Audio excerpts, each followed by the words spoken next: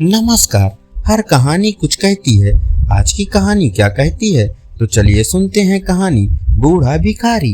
एक समय की बात है, बनारस की एक गली में एक बूढ़ा आदमी भीख मांगकर गुजारा कर रहा था।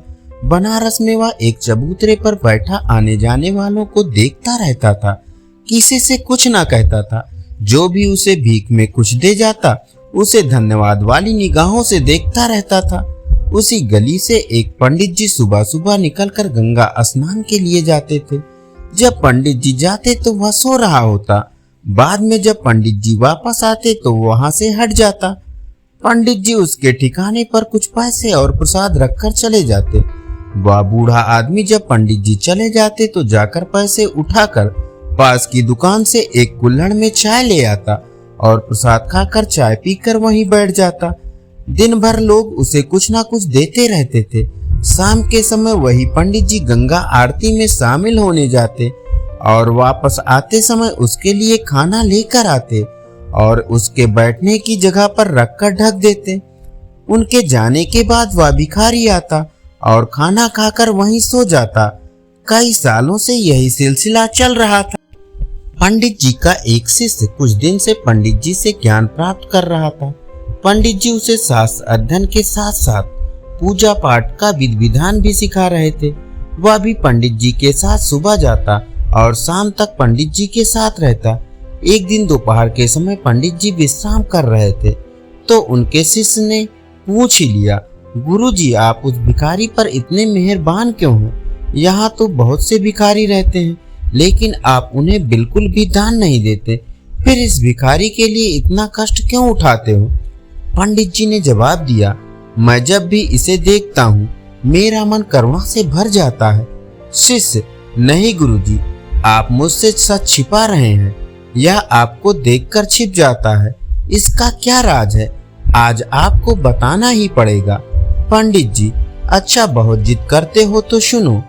यह अपने समय में बनारस का बहुत बड़ा सेठ था।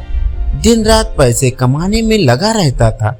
या न कभी पूजा पाठ करता, न कभी प्रभु का नाम लेता, न किसी को 1 रुपया दान में देता था। इसके कोई संतान नहीं थी। एक दिन इसकी पत्नी ने घर पर पूजा रखने की बात इससे पूछी, तब इसने मना कर दिया, लेकिन बहुत अनुनय करने पर यह पूजा में बैठने के लिए तैयार हुआ। उस समय मैंने ही इसके घर में पूजा करवाई थी। पूजा के बाद इसने ना तो 1 रुपया दान किया, न किसी को भोजन करवाया। मेरे साथ 4 पंडित और थे, जिन्हें बहुत बुरा लगा।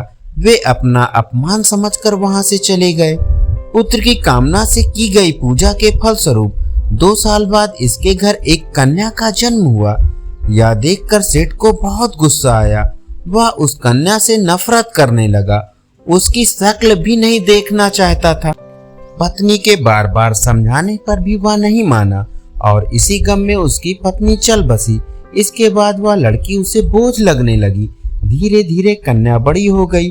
अब सेठ को उसके विवाह के लिए वर ढूंढना था।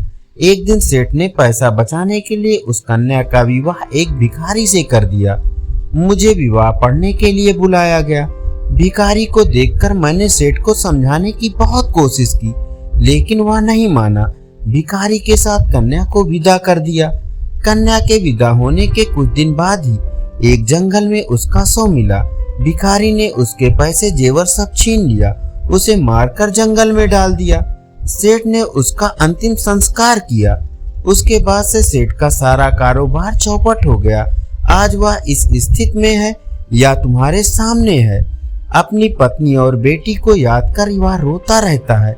जिस पैसे को बचाने के लिए बेटी का विवाह भिखारी से कर दिया, आज वही पैसा उसके पास नहीं है, क्योंकि मैंने सेठ के अच्छे दिन देखे हैं।